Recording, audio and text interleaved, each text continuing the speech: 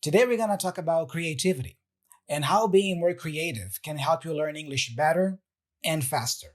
So let's get started. Hey there, how's it going? Thiago here, and welcome to another episode of the podcast.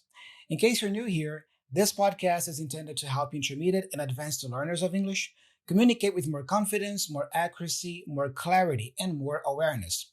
If this sounds like something you want for yourself and your English, subscribe to the channel here on YouTube or follow the show if you are on Spotify or Apple Podcasts. That way, you won't miss a single new episode. So, creativity, that is the topic for today. Let's start here by defining creativity. First of all, the Cambridge Dictionary defines creativity like this: the ability to produce original and unusual ideas, or to make something new or imaginative. I also asked ChatGPT for a definition, and here's the response. Creativity is the ability to generate new and original ideas, solutions, or artistic expressions that are both novel and valuable. By the way, something novel is something new, never seen before. It continues.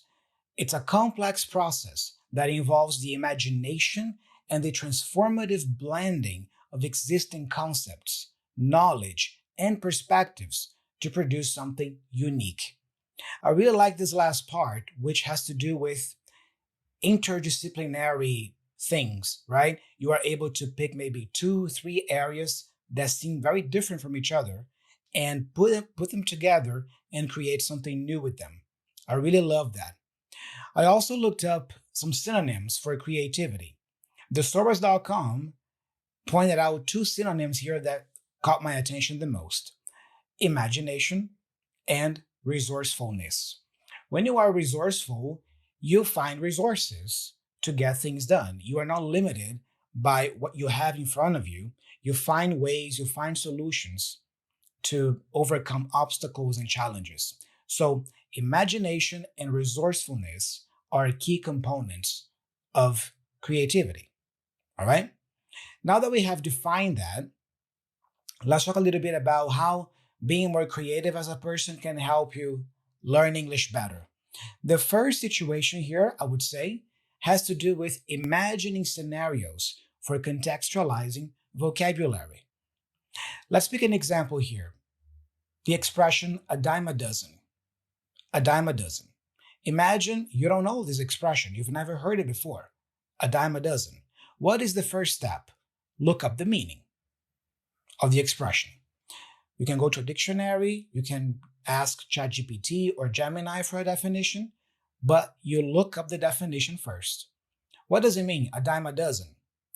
It means something that is so common that it's practically worthless, or it's of little value. It's of little value because it's everywhere. It's not something rare. It's a dime a dozen. You see it everywhere. Okay, what is the second step? Learn the pronunciation. A dime a dozen, a dime a dozen. So here we have a schwa sound, and then a die, and then the dime, the M at the end is joined with the schwa sound for the article a. So m, a dime, and then dozen. And then you practice a dime a dozen, a dime a dozen, a dime a dozen. That's step 2. Get your mouth around the sound first. What's step 3? Look up the word or expression in context. We just checked the meaning. We just practiced pronouncing it. Now let's look it up in context. For this, you can check example sentences on a dictionary, for example, or you can use a website like Youglish, for example. I love Youglish, youglish.com. You go there, you search for the word or expression you are trying to memorize, and then the website gives you a bunch of YouTube videos and clips that have that word or that expression. It's a great way for you to see multiple speakers using that expression in various situations. All right? But here's the thing. What is step 4 in learning new vocabulary? Personalize it, customize it. And that's when creativity comes in. Think of different scenarios that could potentially happen in your own life to use the new vocabulary. So you imagine real things that could happen to you, to your family, to your friends, and you imagine yourself in those situations and saying that expression. Here's an example. I came up with this scenario on my own. I didn't look it up anywhere. I just used my mind to create this, to use a dime a dozen, the expression, right, that we are practicing here. Look, here's a potential scenario that would allow me to use it, or I would hear it. My friend asked me to buy a new pen for him, a pen. I promise him I will buy the pen when I go to the mall. I go to the mall, but I can't find the pen. So I come back and tell my friend that I couldn't find the pen. And then he replies, "How come you couldn't find the pen? Pens are a dime a dozen." You see, I came up with that. I created that potential scenario in order to use the expression a dime a dozen. And I really recommend you do the same. This helps you better internalize vocabulary. Think of potential things that could happen in your own life and that would force you to use that word or that expression. Bonus points if you are able to even go beyond that and create short stories with the expressions, with the words you are trying to memorize. But that's the next step. Start there, try to just focus on possible scenarios, and then, start creating short stories with that word, with that expression. Okay? So that's the first thing I believe creativity helps you as an English learner. The ability to imagine potential scenarios in your own life to use the vocabulary you're learning. Still talking about creativity, I believe that everyone can learn to become more creative. We just need the right environment, an environment that fosters creativity. And that's why I want to introduce you to today's sponsor, Skillshare. As a content creator, I have been wanting to level up my YouTube skills. So I've been taking this class on Skillshare called YouTube Success Course by MKBHD. And you know what? It's been great. He goes over the entire process of making a video, from ideation to the final product published on YouTube. In case you don't know, Skillshare is the largest online learning community for creatives, with thousands of classes led by industry experts across film, design, marketing and business, personal development, freelance, productivity, and many more. It can help you take your career, skills, hobbies, passions, or side hustles to the next level. And of course, it can help you unlock and boost your creativity. Something I also enjoy about Skillshare is the learning paths. These are curated class lists meant to be taken sequentially to build on a specific topic and improve even faster. So, since today's topic of the podcast is all about creativity, here's some reflection. What if 2025 was the year you became more creative as a person? After all, when we are creative, we tap into the best version of ourselves. And remember, creativity is like a muscle. The more you practice it, the more you grow. And Skillshare can help you with that. If you want to try Skillshare, there's a link here in the description of the video, also in the pinned comment below. And check this. The first 500 people to use my link in the description will receive a 1-month free trial of Skillshare. Isn't that awesome? That's plenty of time for you to explore all the courses, all the classes there, and learn new skills or brush up on existing ones. So do check it out. I think you're gonna like it. Another way creativity helps you learn English better and faster is it allows you to create example sentences with vocabulary you're trying to internalize. We just talked about imagining potential scenarios, but you can also write down and come up with example sentences using new vocabulary once you learn its meaning. So my recommendation is first, try to come up the example sentences on your own. Don't look up in a dictionary. Don't check ChatGPT or Gemini for this. Learn the meaning of the word, learn the pronunciation, and then make up or create some sentences using that word and expression. This helps you internalize the vocabulary more because it's something more personal. You are coming up with the sentences yourself. So here are a couple of examples of sentences that I created myself to practice the expression from earlier, a dime a dozen. Check it out. Though once rare, one could argue that cell phones have become a dime a dozen. And here's another one. Thanks to the internet and streaming services, videos have become a dime a dozen. You see, I came up with these example sentences on my own. After you do that, maybe create 5 or 10 example sentences. Then you can ask ChatGPT, Gemini, or go back to the dictionary and look up more examples. So here's a couple of examples that Gemini gave me.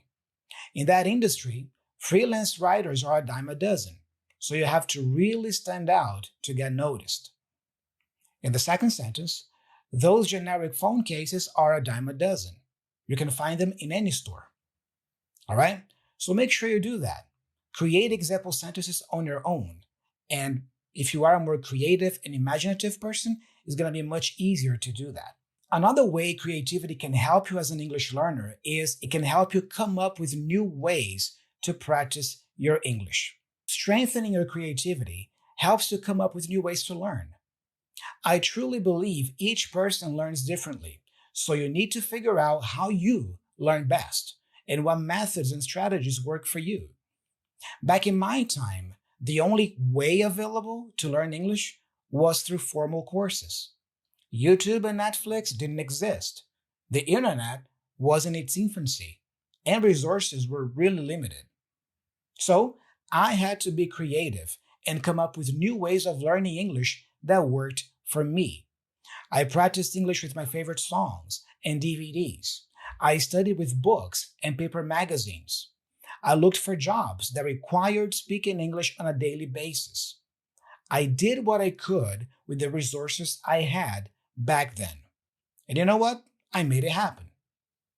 But nowadays, the landscape is a little bit different. Online video has become ubiquitous. Language websites and apps have emerged, and finding speaking partners is just a click away. Not to mention AI. ChatGPT, Gemini, Claude, and many others have changed the way we both work and learn. So take advantage of all these resources. Learn how to use them. Do what you can with what's available to you today. And creativity can help you think of innovative ways to use all these resources for successful English learning. So be a more creative individual. To conclude this episode today, I want to give you here some tips, some general tips to help you unlock your creativity some more. You might be thinking right now, okay, Thiago, that sounds great, but I'm not a creative person. I don't feel particularly creative. All right, so here are 10 tips that can help you unlock some of your creativity and imagination. Okay? Number 1, embrace curiosity. Actively seek out new information.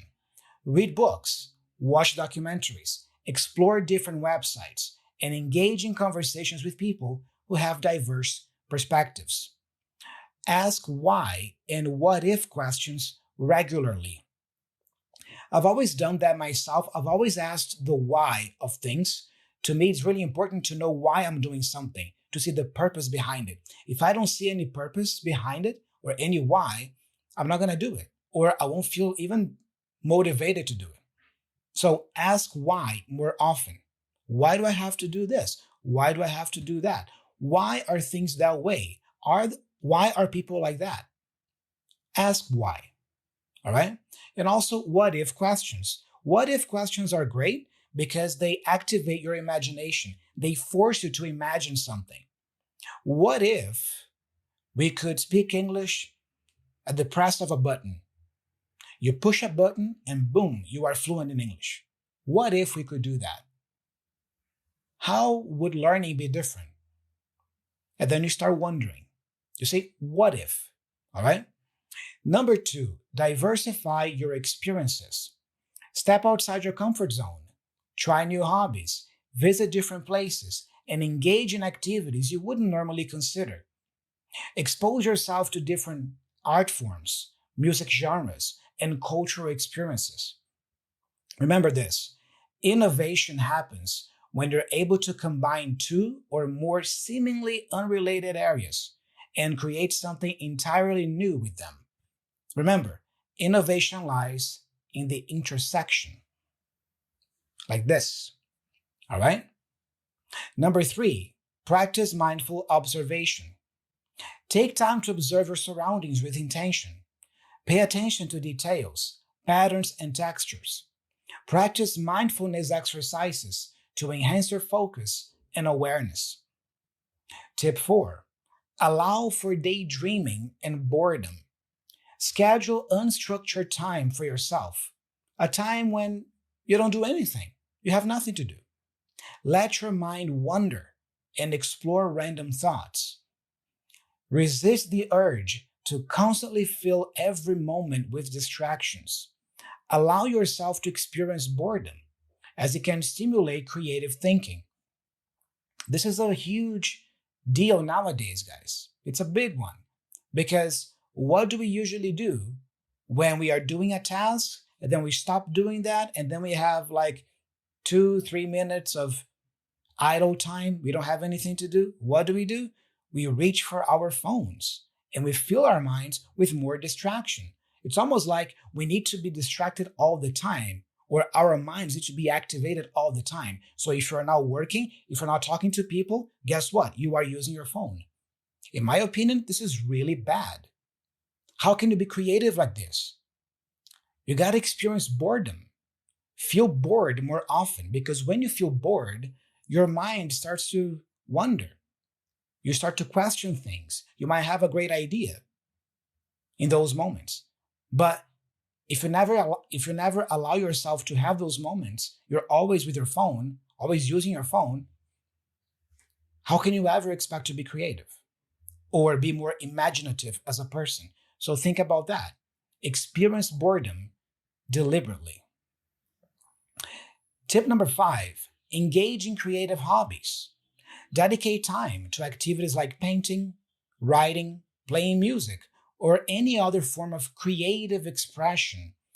You don't have to be a perfect guitar player or the next great singer or painter. Just focus on creating things. Find an activity as a hobby that allows for creative expression. You are expressing yourself creatively. Get into the habit of creating things, anything. All right? Tip number 6, create a stimulating environment. Surround yourself with things that inspire you, such as art you like, books you love, or natural elements like plants, for example. Organize your workspace to promote creativity and minimize distractions. If you have a very messy desk full of clutter, it's going to be very hard for you to feel inspired, let alone creative, when tackling learning tasks or even work tasks. So think about that. Tip number 7, challenge yourself with constraints. Set limitations on your creative projects, such as time constraints, material restrictions, or thematic boundaries. Constraints can force you to think outside the box and find innovative solutions. Because of technology nowadays, many things are just done for us. If not completely, a good part of it. So try to fight against that. Limit yourself to using just 2 or 3 resources and make the most with them. Do the best you can only with them. That will force you to think of other ways to use those 3 resources that you have. Don't go to the next resource. Work with what you have, and you will have creative ideas on how you can combine them, how you can use them. All right? So deliberately limit yourself. Tip number 8, practice brainstorming and idea generation. Use techniques like mind mapping, free association, or brainstorming sessions to generate a large quantity of ideas. Don't judge your ideas during the brainstorming process. Focus on quantity over quality. When you are brainstorming ideas, you are just doing a idea dump kind of thing, just dumping ideas on a Google Doc or a piece of paper. So don't worry about that. Just brainstorm. Later, you can pick something up there, you can pick a topic, and then you can work on it, you can refine it. All right? Tip number 9, embrace playfulness and experimentation. Approach creative tasks with a sense of playfulness and curiosity. Be willing to experiment, take risks, and make mistakes. It's common knowledge that children tend to learn English or languages faster than adults. Yes, there is a biological factor involved there, the way their brains are wired at that age, at that stage. But I also believe it has to do with this, a child's approach to things. Children are usually playful and curious about the things around them. They don't take themselves so seriously, they experiment. Therefore, they learn quicker. So try to adopt some of that playfulness and curiosity. Experiment with things. Don't take yourself so seriously. And finally, number 10, foster collaboration and feedback. Share your ideas with others and seek feedback. Collaborate with people who have different perspectives and skills. Remember, by incorporating these tips into your daily life, you can cultivate a more creative mindset and unlock your full creative potential. Then you can become a better English learner and speaker, but also, I believe, a better individual who is better prepared to tackle the challenges of life.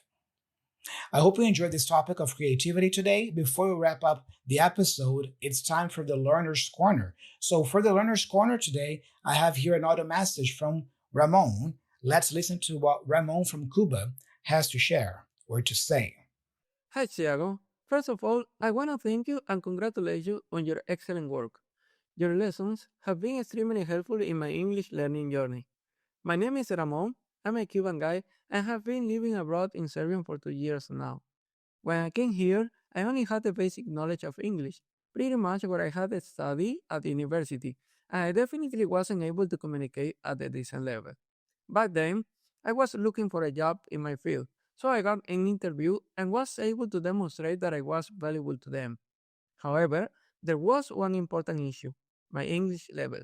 That was the reason they were hesitant about selecting me. 2 days later, they called me to notify me that I got the position, and the firm was willing to hire a private teacher so I could have real conversations for 1 hour each day for a few months. Thanks to this, I made significant progress. But just as important was my determination to continue improving. Thus, when I found your channel, I started following all your great advices, forcing myself to think in English, consume our content, and do everything in English as well. It was a bit hard at the beginning, but eventually it became more natural and comfortable. I want to thank you again and express how much I appreciate what you are doing to help us. Finding your channel was definitely a turning point in my learning journey. Very nice, Ramon. Thank you so much for the great message, the wonderful message here. Great job on the vocabulary used here. A turning point, right?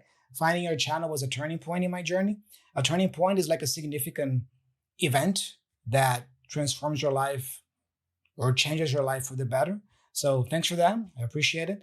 And great job for getting the job. Yeah, getting the work there. Yeah, on the interview.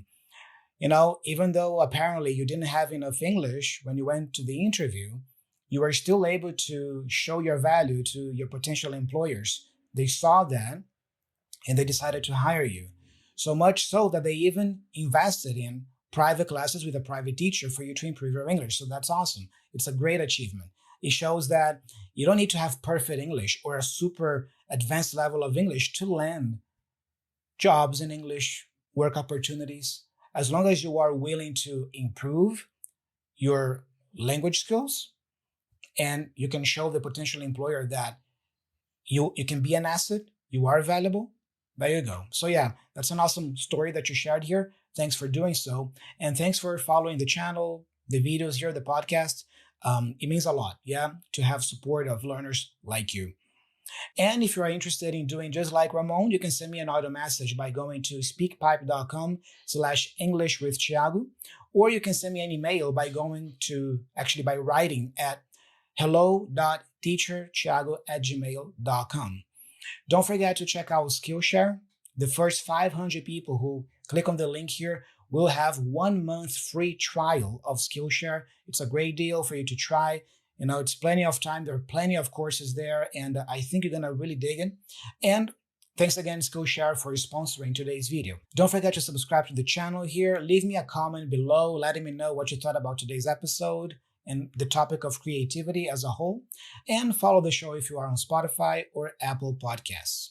Thanks for your attention. I'm Thiago. I'm signing off, and I'll be talking to you very soon in the upcoming episode. Bye-bye.